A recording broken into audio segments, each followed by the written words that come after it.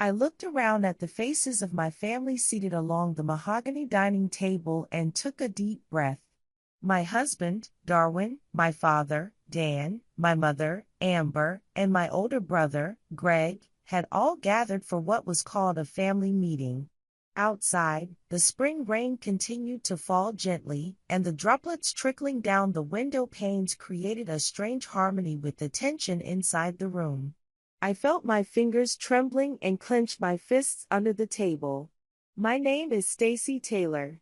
Though I'm well past my mid-30s, whenever I return to my parents' house, I always feel like I'm 18 again. As I glanced at the living room wall lined with old family photos, I noticed that most of them highlighted Greg's various achievements. His high school football victories, his college graduation, and the success of his first real estate deal were all prominently displayed. On the other hand, the only photos of me were either family group pictures or ones where I was standing beside Greg. I work at an architectural design firm, but in conversations with my parents, my job was rarely a topic of discussion. Instead, conversations were always dominated by Greg's latest business successes and his next big deal. "Is there something urgent?" I asked. "A meeting this sudden is pretty unusual." Dan cleared his throat and exchanged a glance with Amber. My father, now over 70, seemed to have shrunk slightly from the strong build he once had. He had been a strict and stubborn man, but in recent years, he had softened. At least, that's what I had thought. "We wanted to talk about estate planning." I raised an eyebrow. My parents were in good health and had rarely spoken about death or inheritance before. Across the table, Greg wore a confident smile. His expensive suit and watch were a clear display of his supposed business success. "As we get older, we realize it's important to clarify what we have," Amber continued quietly. Her voice carried tension, as if her usual composed demeanor was faltering. "We don't have a large estate to leave behind for you two," Dan stated bluntly. "Our main asset is this house. And after we pass away, we've decided that this house will be inherited by Greg." A dull ache spread through my chest. What Dan was saying wasn't true. I knew my parents had inherited a substantial estate from my grandparents. Not just in cash, but also a lakeside vacation home. And yet, they had decided to leave nothing for me. All my life, I had been compared to my brother, Greg. One of my clearest memories was from when I was 10 years old at the school science fair. I had spent weeks preparing a project on urban planning and sustainable architecture. Even my science teacher had been impressed by how precise and well-crafted it was. Greg, on the other hand, had only started his project the night before the fair. He built a basic volcano model, something straight out of a textbook. On the day of the presentation, I won the grand prize and earned a spot at the state competition. Greg didn't even receive a participation award. When we got home, I rushed to show my parents my trophy. But in the living room, Greg had already captured their attention. "It's really too bad things didn't go well, Greg," my mother Amber said as she gently stroked his hair. "But next time, it will definitely go better." "That's right, Greg," Dan agreed. "You're really smart. You were just too busy with baseball, piano, and cram school."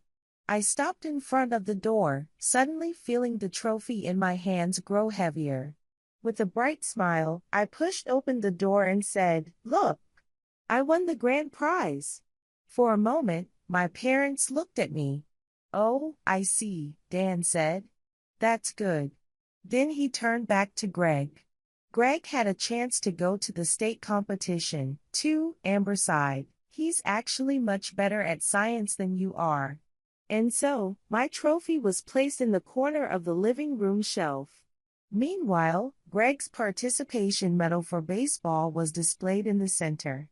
As the state competition approached, my parents neither helped me practice nor bought me any additional materials.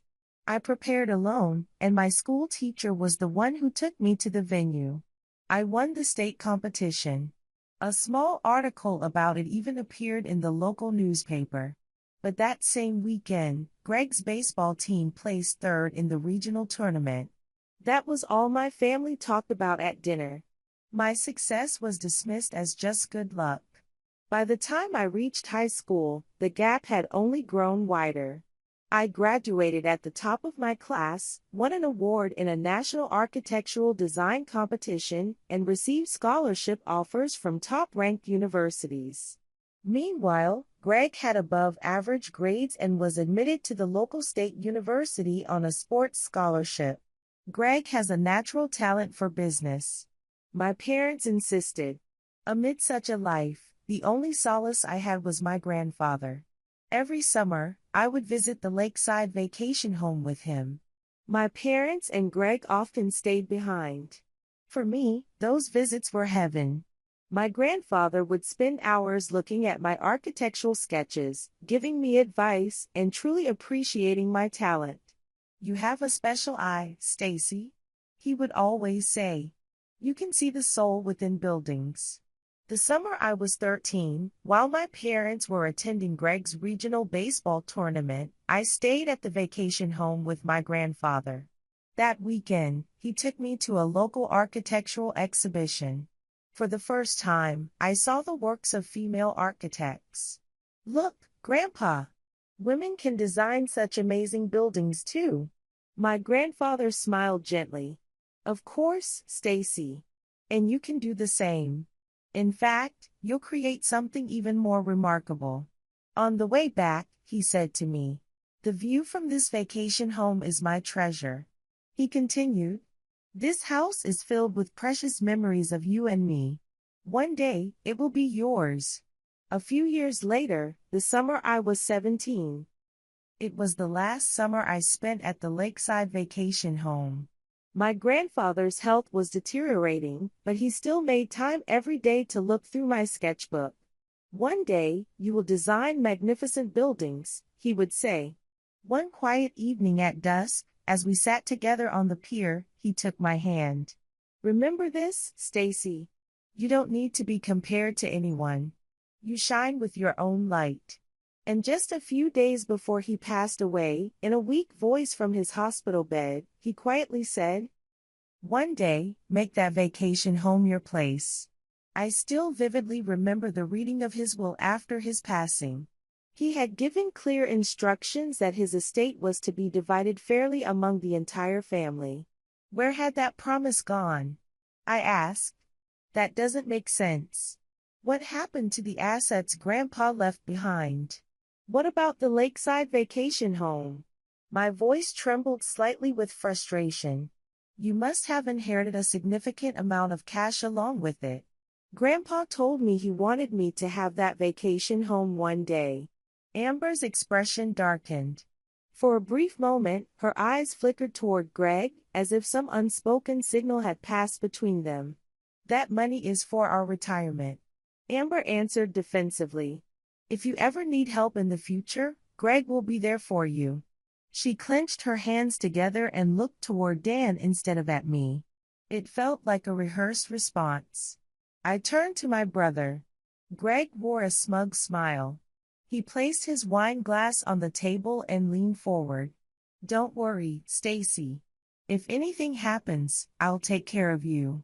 The authoritative tone in his voice made my face flush with anger. He had already discussed this with our parents before the family meeting. I had been excluded. It was presented as a done deal. I can't trust that promise.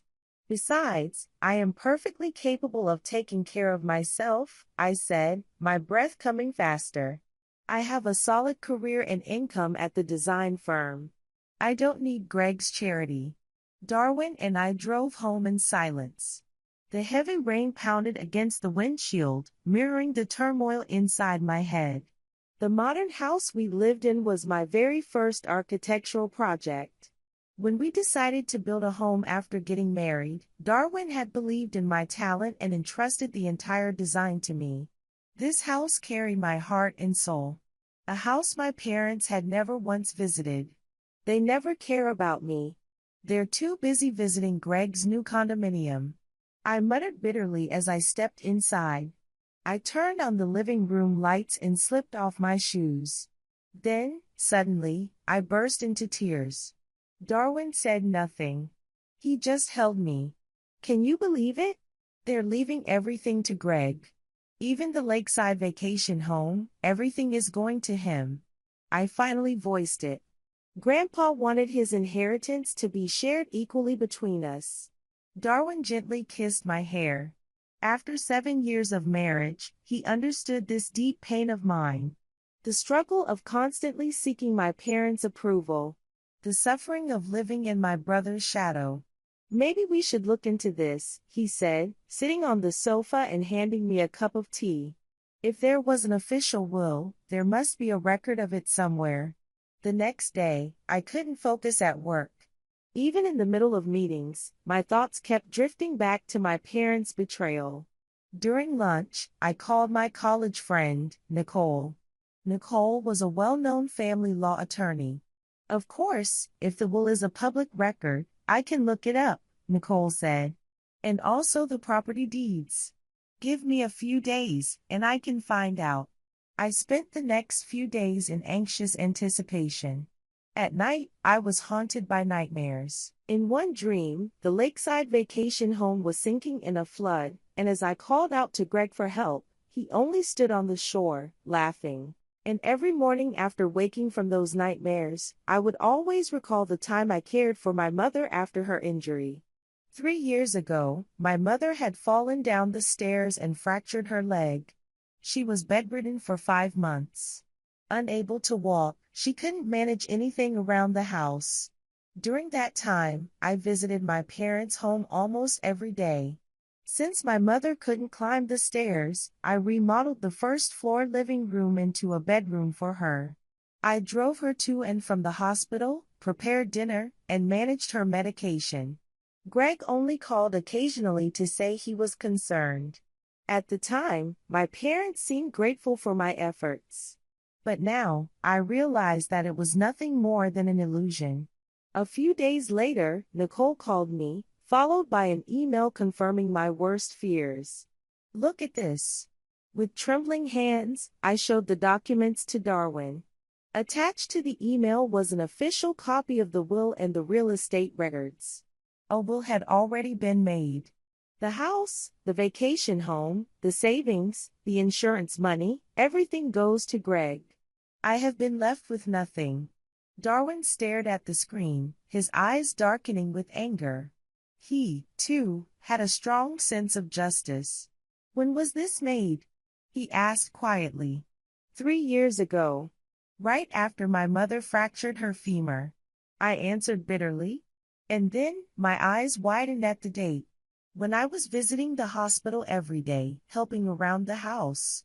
When Greg was barely involved at all. That bitter sense of betrayal spread through me. Even after she was discharged, I was the one helping my mother, managing her medication, and taking care of the household so she could recover. Nearly every day, I put my own work on hold to visit my parents' house, prepare frozen meals, do house repairs, and tend to the garden. Meanwhile, Greg only called occasionally, saying he was too busy with work. Even his rare visits, just a few times over several months, were met with gratitude from my parents, as if he had made some great sacrifice. It's as if everything I did meant nothing. I sighed. As if I were just a housekeeper. Darwin took my hand. They're just trapped in their own values. Greg is the eldest son, and a man, so. I know. I cut him off. They cherish Greg just because he's a man. But we are both their children equally. They're just hiding behind their own bias. That night, I couldn't sleep. For the next few weeks, I kept my contact with my parents to a minimum. I kept my responses brief when they called and repeatedly declined Sunday family dinners. Saying I'm busy with work was true, but it was only part of the reason. I wasn't ready to face their betrayal. At work, I turned my anger into energy. My designs became bolder and more innovative than ever, impressing clients. My colleagues were surprised by my sudden focus, but Darwin understood. I needed something to prove. Not to my parents, but to myself. One evening, when Darwin came home from work, he was more excited than usual. He loosened his tie, took a bite of the pasta I had made, and poured himself a glass of wine. "Listen to this, Stacy," he said in a low voice. "There's a major development project happening in your parents' neighborhood. Within a few months, the value of that land will double." I set down my fork. Woodland Hills? That area hasn't changed in decades. That's about to change. Darwin leaned in. The city council passed new zoning laws. Mixed-use developments and high-rise buildings will now be allowed. Investors are already making their moves. How do you know this? I asked. Darwin was a real estate developer and had been successful in property investments. But he shouldn't have had any specific knowledge about my parents' neighborhood. After a brief hesitation, he admitted, "Actually, my group is involved in the project." He confessed, "I hadn't told you, but I'm a key member of the investment group working on this." Darwin had been part of major projects before, but this one directly affected my childhood home. At first, it was a coincidence. A month ago, the plan was still in its conceptual stage. When the project started taking shape, I realized it included your parents' neighborhood. He explained, "I should have told you right away, but I know how complicated things are between you and your parents. I didn't want to drag you into it." He turned back and met my eyes. "But lately, I've felt like something was off, ever since your parents suddenly announced that Greg would inherit everything. As I looked into things further, I found something else. Greg is buried deep in debt. And I think he's been pushing your parents to sell the house." "What?" I exclaimed in shock. "Greg's company is supposed to be successful. He told me he earns hundreds of thousands of dollars a month." Darwin shook his head. "On the surface, it might look that way. But someone in my investment group has worked with Greg before. His real estate business has been running at a loss for years. He's been borrowing money just to maintain his image. Your parents' house could be used as collateral for his debts." I stood up and paced the room. "So that's why I was cut out of the will. If the house belongs to Greg, he can do whatever he wants with it." "It's a possible scenario." Darwin agreed. "But we can't be certain."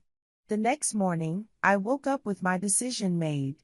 "I'm going to see my parents and ask for the truth," I told Darwin. But before I could make the call, my phone rang. It was Amber. "Stacy, I need to talk to you." Her voice was unsteady. "It's about the house." "All right, Mom," I said. "I'll come over." That afternoon, I headed to my parents' house. As usual, I greeted them at the door, showing the familiar courtesy I had practiced for years. To my surprise, not only were Dan and Amber there, but Greg was also in the sitting room. He looked uneasy, his usual confident demeanor noticeably absent. "Stacy, thank you for coming," Dan said. "We have something important to discuss." Amber held a teapot in her hands and placed a fragrant cup of tea in front of me. "We've decided to sell the house," Amber suddenly announced. "We received a good offer and, well, it's too big for us now." I set my cup down and stared at my parents. "Since when have you been planning this?" "Recently," Dan answered, but his eyes didn't meet mine. Like he had done for years, he rubbed his palm over the old wooden table. "This is something Greg and we decided together." "So, this was Greg's idea?" I asked directly. A heavy silence fell over the room. My parents exchanged anxious glances. Greg cleared his throat and straightened his posture. "Stacy, listen to me," Greg began, using the tone of someone negotiating a deal. "The property value in Woodland Hills has increased by 30% over the past 5 years. This house is too big for our parents and costs a lot to maintain. If they sell now, they can enjoy a comfortable retirement." "Right, but this was your suggestion, wasn't it?" I pressed. "Of course. I'm a professional, I understand market trends. Greg puffed out his chest. So what? I glanced at the papers left on the table. Beside the sale contract bearing a real estate company's logo, there were bank loan documents. I picked them up and flipped through them. This is a mortgage refinancing document. Why would they need a new loan if they're selling the house? I asked. Dan looked up nervously. Greg said they needed to renovate the house first to increase its value, and this loan would cover that cost. I turned to Greg. So, you're having our parents take out a loan against their home, under the guise of renovations? Don't put it like that, Greg snapped, raising his voice. This is just a business strategy. With renovations, the selling price will increase by over $100,000. And who's handling the renovations? I pushed further. Greg fell silent. Amber answered instead. One of Greg's business partners. He's offering a very reasonable price. I let out a sigh. Darwin's suspicion was correct. After returning home, I explained the situation to him. They're going to sell the house. Greg must have convinced them because of his debt. That's probably the case, Darwin agreed. But there's still a way to stop it. How? The house is set to go up for auction in a few weeks, he explained. We can buy it. We don't have that kind of money. We do, Darwin said. My company has been very successful. If we see this as an investment. I thought about it for a long time. Then, I made my decision. Thank you, Darwin. Let's do it. On the day of the auction, Darwin and I attended in disguise. The bidding was intense, and the price skyrocketed, but in the end, we won. A few days later, I called my parents and Greg. I want to have a family meeting. Tomorrow night, at the house. I told them. The next day, Dan, Amber, and Greg gathered in the living room. They looked uneasy. What's going on, Stacy? Amber asked. You've been acting strange lately. I have something to say, I said, pulling out an envelope filled with documents. Darwin and I were the ones who bought your house at the auction last week. The room fell silent. What? Greg shouted. That's impossible. It's possible. Here's the proof. I took out the property deed. This house is mine now. Why would you do such a thing? Dan asked. His voice was shaking. I know why you were in such a hurry to sell this house, I said calmly. Greg, you wanted to sell before the property value increased so you could cash out. You were using our parents to pay off your debts. Greg's face turned pale. That's a lie. Is it? I pulled out another set of documents. Here's the proof of Greg's debt. Darwin's company analyst found it. He owes a significant amount to the bank and was planning to use this house as collateral. My parents looked stunned. Greg, is this true? Amber asked, her voice trembling. Mom, Dad, Greg was planning to use the house to cover his debt. He's on the verge of bankruptcy. Don't lie. Greg shouted, standing up. My husband investigated your financial situation. I said calmly, the bank records show that your company has over $3 million in debt. Your credit is ruined. That's why you were trying to use our parents' house to secure new funds. Amber placed a hand on her chest, looking at Greg with a worried expression. There are ups and downs in business. Greg said defensively. I'm just dealing with a temporary cash flow issue. Dan buried his face in his hands. You lied to us? It's not a lie. Greg shouted. It's strategic information management. I just didn't want you to worry. I delivered the final blow. And out of the proceeds from this sale, how much would actually go to our parents? Wouldn't most of it be used to pay off your debts? The color drained from Greg's face. Of course, they would get a fair share. How much? I pressed. Greg didn't answer. His silence said everything. There's one more thing you should know. Darwin is a key investor in the development project for this area. I continued. That's how we knew the house was being put up for sale.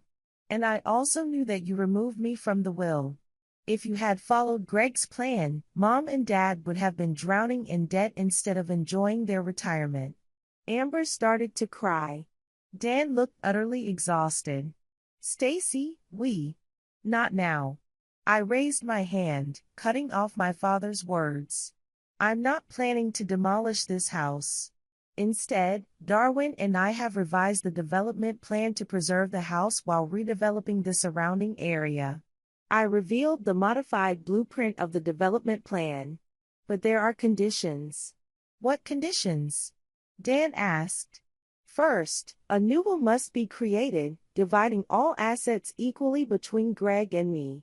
Second, I must have an equal say in family decisions. And lastly, the family photo wall should celebrate not just Greg's achievements but mine equally. Greg's face turned red with anger as he stood up. I won't be blackmailed like this. This isn't blackmail. I replied calmly. I'm simply asking for fairness. If you refuse my conditions, I will demolish the house and proceed with development. If that happens, you'll have nowhere to live. Dan and Amber exchanged glances. After a long silence, Dan let out a deep sigh. All right, he admitted quietly. We have been unfair to you. We'll accept your conditions. Greg stormed out in fury.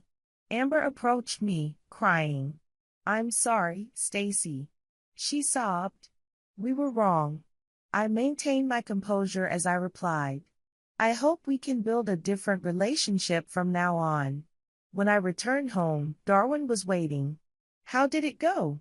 They accepted the conditions, I said, but I still couldn't sort through my emotions. They apologized, but I don't know if it was truly from the heart. Maybe it was just for their own sake. It will take time. Darwin put his arm around my shoulder. I nodded. The following week, my parents signed a new will under the supervision of a lawyer. I was given equal decision-making rights in family matters. And in the living room, where only Greg's achievements had been celebrated for years, new photos were added, my graduation, my promotions, and the professional awards I had received. 1 year later, I sat at the table, reviewing the documents laid before me, while watching the rain begin to fall outside the window. Darwin placed his hand on my shoulder and gently asked, Are you okay? Yes. I just think it's ironic, I said. On the table lay Greg's latest financial report. His company had completed its bankruptcy proceedings, and several of his assets had been seized by creditors. Since that day, he had been crushed under the weight of his debts. The luxury condominium, the expensive cars, and the glamorous lifestyle he had worked so hard to maintain were all gone. Now, he lived in a small suburban apartment, drove a used car, and was practically blacklisted from the real estate industry. I muttered. He's finally facing the consequences of his actions, deceiving our parents, cutting me out of the inheritance, and trying to use the house as collateral. Since then, I had barely spoken to my parents or Greg. I wasn't ready to reconcile until I was certain they had truly changed. Instead, Darwin kept occasional contact. Dan started working part-time as a consultant for an old colleague's construction company. Amber is working at a local restaurant. Darwin updated me. I felt a pang of disappointment, wondering if they were still trying to rescue Greg even now. Dan says it's to teach Greg responsibility. Instead of giving him money, they want to show him how to earn it himself. I was surprised to hear that. For the first time, my parents seemed to truly understand the situation and, instead of coddling Greg, were teaching him to face reality. Greg seems to be changing, too. Darwin continued. He's started taking night classes in business management at the local community college. And on weekends, he's working at a friend's construction site. I walked to the window. I hope he truly learns and changes. I didn't know if they would ever truly change. But what mattered most was that I had finally found my voice. For years, I had longed for my family's approval. Now, I knew I didn't need it. The life Darwin and I built was valuable. And now, I had the strength to move forward on my own terms.